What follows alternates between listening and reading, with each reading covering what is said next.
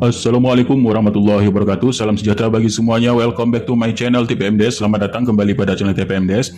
Ayo sobat-sobat TPMDes dimanapun berada, informasi terbaru terkait rekrutmen ASN P3K tahun 2022. Nah Bapak Ibu, informasi ini kemarin kan sudah kita bahas, yaitu terkait dengan penetapan formasi atau SK keputusan Menpan RB penetapan kebutuhan pegawai ASN pada lingkungan instansi pemerintah. Nah, ada hal yang masih ditanyakan oleh Bapak Ibu di sini ya. Dan kenapa di sini, yaitu ada beberapa pemerintah daerah yang tidak diundang dalam SK penetapan kebutuhan ASN di tahun 2022 ini oleh Menpan RB. Nah, mari kita analisa sedikit Bapak Ibu ya, kenapa tidak diundang dan apakah yang tidak diundang ini tidak membuka formasi P3K di tahun 2022 ini ya. Apakah seperti itu? Mari kita analisa sedikit Bapak Ibu ya. Nah, kita analisa di sini yaitu untuk P3K guru ini cut off-nya per 29 Juli 2022 ini terdapat 543 pemerintah daerah, namun yang mengusulkan formasi ini ada 489 Pemda ya, pemerintah daerah. Nah, ini sekitar 90%. Dan jumlah total yang dipaparkan oleh Menpan RB kemarin yaitu 328.853. Nah, sedangkan dari 489 yang diundang hanya 482.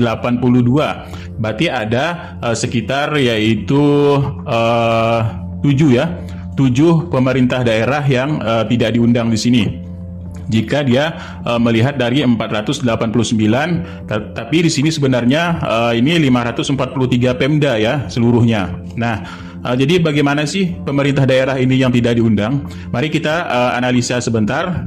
Kita lihat dari paparan Bapak Abbas Subadja selaku SDM Menpan RB ya. Nah, dilansir dari jpnn.com, kemarin itu ada usulan formasi P3K tahun 2022. Ini sejumlah daerah ditolak oleh Kemenpan RB. Dan penyebabnya kenapa ya di sini?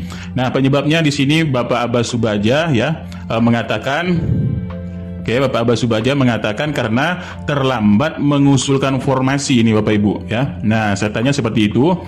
Nanti kita cek rekamannya. Nah, kemudian di sini kalau untuk nakes sendiri sampai sekarang ini ada 400 instansi ya, ataupun 74% dan total kuotanya ini ada 94.168. Nah, kembali lagi kita ke Bapak Abbas Subadja selaku Menpan RB. Nah, mari kita dengarkan kenapa sih kota formasinya ini ditolak oleh Menpan RB.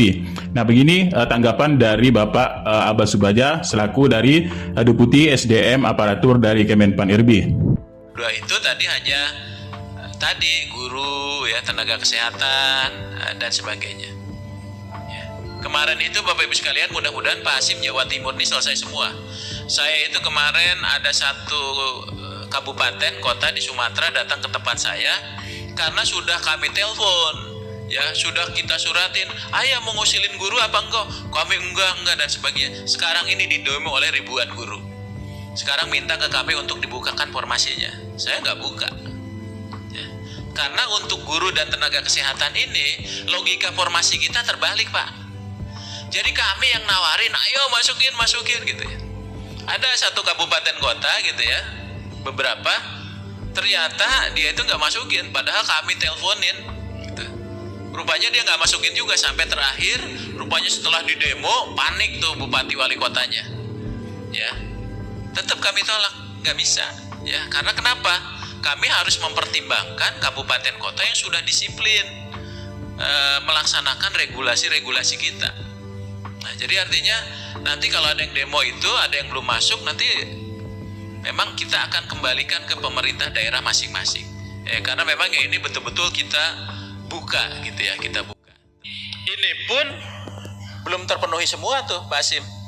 Dari total kita tuh yang di aplikasi Dapodik ada 758.000 dibandingkan dengan formasinya. Nah, kalau kita bandingkan, lanjut ya. Kalau kita bandingkan ini masih jauh nih ya. Kita masih separuhnya nih Pak Hasim. Ya, dari proses 750.000 itu baru 328.000. Padahal kita bukan nih. Makanya saya bilang tadi, logika formasi kita ini kebalik. Kita kok yang ngomong ke teman, ayo dong gitu. Biasanya kan kita potong tuh Pak. Ya, kalau yang untuk guru khusus nih, ya minimal ini yang bisa ngurangi tadi. Tapi ternyata kesempatan ini nggak dimanfaatin semua. Tadi ada yang terakhir datang ke kami ngemis-ngemis tuh bupatinya, wali kotanya. Saya bilang nggak bisa. Kami harus mengapresiasi kabupaten kota yang sudah tadi merespon ini dengan baik. Begitu dia di demo baru dia panik gitu ya. Kan sekarang saya kalau demo gampang Pak, biasanya ke tempat kita. Oh enggak, karena kan provinsinya nggak ngusulin. Silakan aja datang ke provinsi, kita tinggal gitu aja. Pak Hasim juga gitu, silakan aja datang ke kabupaten kota gitu ya. Karena kita betul-betul buka itu Pak, kesempatan itu seluas-luasnya. Lanjut, tapi yang untuk kesehatan, ya untuk kesehatan, ini yang 255.000 nih. Nah, itulah menurut paparan dari Bapak Abbas Subadja kemarin ya. Jadi kemarin karena katanya ada terlambat yang mengusulkan formasi. Tapi sebelum itu kita bahas lanjut lagi. Ini juga ada dari Bapak Yoga Faisal dari Kemenpan RB. Kemarin juga sudah memaparkan bahwa di sini ya Bapak Ibu, karena sudah ada beberapa pemerintah daerah yang sudah duluan ditetapkan. Nah, tapi katanya dia akan juga menetapkan nanti Kemenpan RB secara nasionalnya. Nah, mari kita dengarkan sedikit pemaparan dari Bapak Yoga Faisal dari Kemenpan RB. Dulu tadi sudah dilakukan beberapa tahap. Untuk saat ini sudah sampai di tahap 6 ya, penetapan anggaran sudah selesai. Kemarin kami sudah bicara dengan Kementerian Keuangan, dan penetapan informasi sedang dalam tahap validasi oleh kami. Mungkin beberapa minggu lagi kami akan tetapkan formasi untuk dulu, dan sebagian sudah kami tetapkan formasinya untuk beberapa instansi pemerintah. Nanti akan kami secara serentak akan kami bagikan ke instansi pemerintah formasi guru, dan sebagian sudah kami tetapkan formasinya untuk beberapa instansi pemerintah.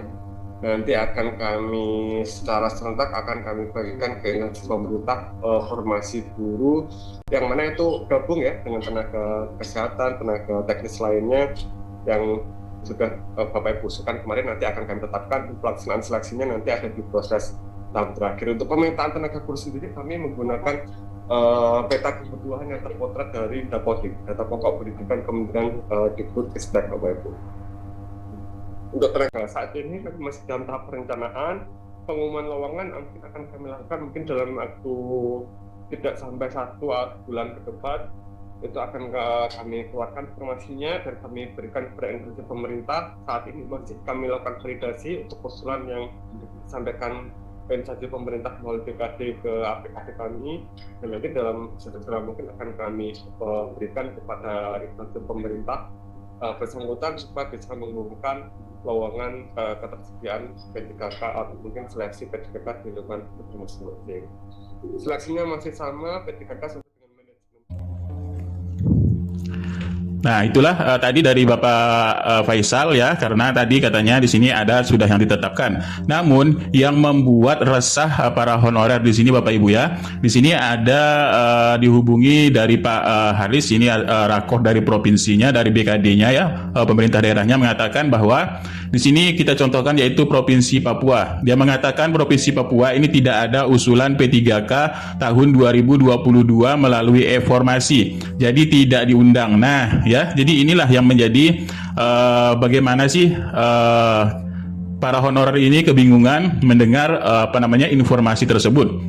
Nah, lalu dari BKD-nya mengatakan harusnya yang diusulkan setelah dari tindak lanjut di Makassar, yaitu rakor kemarin Bapak Ibu ya.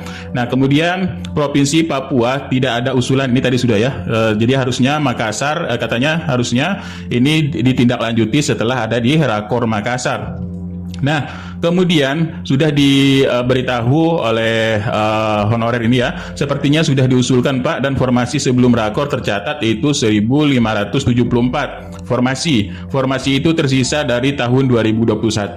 Nah, beliau mengatakan bahwa hanya diisi saja, tidak disubmit oleh user dari instansinya, jadi tidak terekam datanya. Nah, inilah yang menjadi kegalauan para honorer ya, karena mengatakan di daerahnya itu di BKD-nya mengatakan karena tidak disubmit dan tidak terekam datanya. Nah, seperti itu.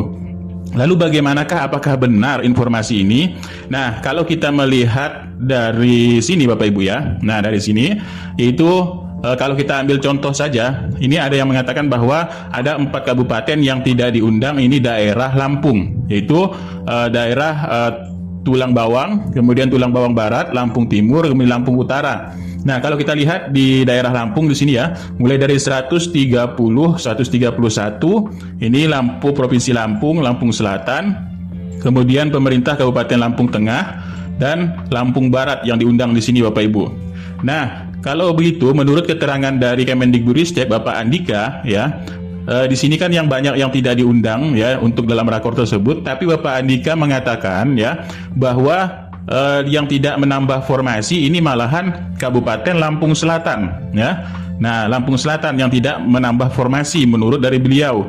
Yang lainnya di sini ini sudah menambah formasi dan ada formasinya. Nah, sedikit kita dengarkan dari paparan yaitu Kemendikbudristek Bapak Andika kemarin ya Bapak Ibu. Nah, dari sekian yang kami hadapi, memang tidak semua berhasil. Tapi peningkatan passing grade itu 78% secara nasional. Yang tadi untuk yang Lampung Selatan ya, saya lihat di sini memang kuota Lampung Selatan dia tidak mau nambah. Terus seandainya yang Bapak tuntut adalah, terus gimana Pak? Berarti Bapak bilang pengen koordinasi, berarti koordinasi Bapak nggak berhasil. 70 sisa. Ya, berarti Bapak koordinasi nggak berhasil. Iya, untuk Lampung Selatan saya nggak berhasil. Saya minta maaf. Ada kabupaten lain, contoh apa, saya bisa sebutkan keberhasilan saya. Cuman untuk Lampung Selatan saya nggak berhasil. Terus Bapak lecutan sendiri bagi khususnya Lampung Selatan. Karena kabupaten lain, sebelahnya siapa nih? Lampung Tengah. Ya, Gila ini. Hah? ya, Oke. Lampung Tengah. Apalagi nih? Lampung Utara. Lampung Timur. Ini diharapkan dapat menjadi lecutan tersendiri bagi si Lampung Selatan. Nah, itulah. Jadi menurut Bapak Andika, kemarin hanya yang diwanti-wanti hanya Lampung Selatan saja. Jadi yang lain ini dirasa Bapak Andika setelah dilihat dari datanya ini aman. Malahan ada yang dari Lampung tadi, yang di bagian Lampung itu ada yang memang kuotanya bertambah dan melebihi ya, dan bertambah banyak. Nah, itulah ya. Jadi kita analisa kembali ya. Kalau menurut dari surat tersebut kan kita lihat itu adalah penetapan kebutuhan bahasanya. Tapi kita lihat dari rakor coaching klinik kemarin ya di Regional Semarang. Nah, untuk yang ada penambahan kuota lebih di 91 instansi, termasuk ini yaitu daerah Lampung Bapak Ibu di sini ya. Nah, ini daerah Lampung. Ini terjadi penambahan sangat signifikan dan besar-besaran juga ya. Ini pertama hanya 29.333 dan batas akhir cut off 21 Julinya di sini adalah penambahannya menjadi 95.394 dan total terjadi penambahan yaitu 66.055 formasi. Ini lebih besar dari yang di Semarang serta di Jakarta penambahan formasinya Bapak Ibu ya. Nah, jadi apakah benar yang tidak diundang ini adalah yang tidak membuka formasi ataupun yang tidak disubmit menurut dari yang tadi ya. Nah, kalau kita lihat selanjutnya Bapak Ibu ya, dari yang jumlah formasi tahun 2022 adalah penjumlahan dari sisa formasi 2021 dan formasi yang telah diusulkan Pemda untuk tahun 2022. Nah, ini ya, kemarin yaitu 343.631 dan menurun dari paparan Menpan RB yaitu menjadi 328.853 yang disetujui ataupun yang sudah submit di di e-formasinya. Nah, jadi kita lihat kembali teori paparan Menpan RB sebelumnya dalam kemarin yaitu pembukaan kembali usulan kebutuhan tahun 2022 sudah diberi surat oleh Menpan RB. Kemudian di saat rakor kita lihat di poin 4-nya Bapak Ibu. Ya. Jadi poin 4-nya, apabila instansi tidak mengubah usulan dalam waktu yang sudah ditetapkan, maka usulan kebutuhan menggunakan data yang diajukan pada per November 2021 dan instansi tidak diperkenankan mengubah usulan di tahun 2022 setelah ditetapkan oleh Menpan RB. Nah, ini Bapak Ibu ya. Kalau kita melihat dari surat dari Menpan RB-nya, bahwa poin keempat ini adalah jika Pemda ini tidak mengubah usulan yang rakor kemarin karena dibuka oleh Menpan RB untuk pengusulan formasi, maka data formasi yang digunakan adalah per November 2021 atau usulan yang kemarin, ya. Nah, ini usulan kemarin yang per November 2021 ini yang akan digunakan. Artinya Bapak Ibu ya, kalau kita melihat tadi di sini kata dari Pemdanya hanya diisi saja tapi tidak disubmit oleh user instansinya, jadi tidak terekam. Nah, apakah benar tidak terekam? Mari kita lihat aplikasi e-formasinya Bapak Ibu ya. Kita lihat dari untuk pengusulan formasi, ini adalah petunjuk teknis penggunaan aplikasi e-formasi. Bagaimana sih, apakah benar pakai submit ya? Nah, cara untuk pengusulan usulan formasi 2022 ya, caranya seperti ini Bapak Ibu. Jadi cara mengisi usulan kebutuhan P3K di e-formasi, yang pertama di sini klik jabatannya dulu ya, klik jabatannya. Ini nama jabatan yang akan diusulkan ya. Kemudian di sini tarik kursor sampai pada kolom usulan ASN 2022. Nah, ini ya kolom usulan 2022 ya kolomnya. Kemudian double klik angka yang ada pada kolom tersebut dan isikan jumlah formasi yang diusulkan. Nah, ini tinggal Bapak Ibu isikan formasinya saja yang masih 00 ini ya. Kemudian ditekan enter. Nah, tekan enter. Maka jika sudah mengisi dan ditekan enter ya, jumlah formasi yang diusulkan akan terekam oleh sistem. Jadi di sini kalau kita lihat ini tidak ada submitnya. Kalau kita mengisi di sini Bapak Ibu ya, kalau tekan enter ini langsung terekam ya, terekam pada sistem, tidak menggunakan submit kembali. Nah, ini aplikasi informasinya. Nah, jadi mudah-mudahan ya betul kata yang sudah di surat ini tadi, bahwa akan yang digunakan formasinya adalah formasi yang telah diusulkan kemarin ya. Nah, jadi Bapak Ibu tidak perlu khawatir, ini sedikit berita baik. Mudah-mudahan ini yang akan yang akan digunakan.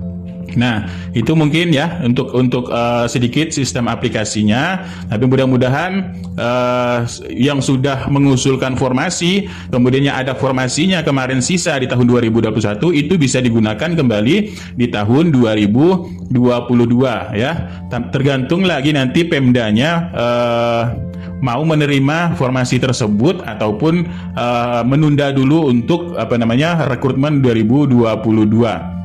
Nah, kalau dari sistemnya ini Bapak Ibu sudah paham ya. Jadi untuk sistem ini sebenarnya tidak ada alasan Pemda untuk tidak mengangkat ya Bapak Ibu ya. Nah, tapi alasannya biasanya hanya masalah yaitu keuangan untuk penggajian serta alokasi untuk penyelesaian guru-guru di daerah Bapak Ibu.